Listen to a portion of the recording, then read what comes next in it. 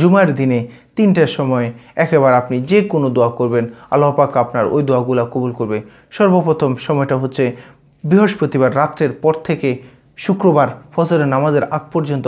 এই সময়টা আপনার জন্য দোয়া কবুলের রাত্রে। এই রাত্রে আপনি চেষ্টা করবেন 2-4 রাকাত নামাজ পড়ে আল্লাহর কাছে কোনো কিছু চাওয়ার জন্য।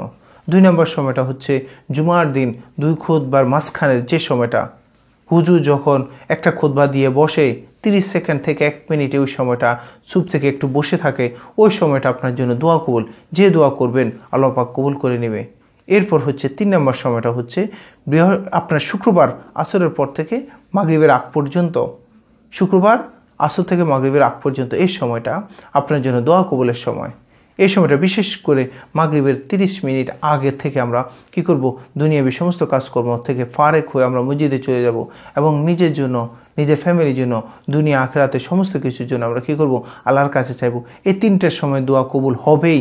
এই জন্য আমরা যারা পারে বিশেষ করে বৃহস্পতিবার রাত্রে থেকে শুক্রবার ফজরের আগ পর্যন্ত এই সময়টা, এরপরে শুক্রবার জুমার দিনে 2 খুতবার মাঝখানের সময়টা, এরপর শুক্রবার আসরের পর থেকে মাগরিবের সময়ের আগ পর্যন্ত এই সময়টা, এই 3টার সময় দোয়া কবুল হয়। আমরা সবাই এই 3টার সময় দোয়া কবুল করবে আল্লাহ পাক।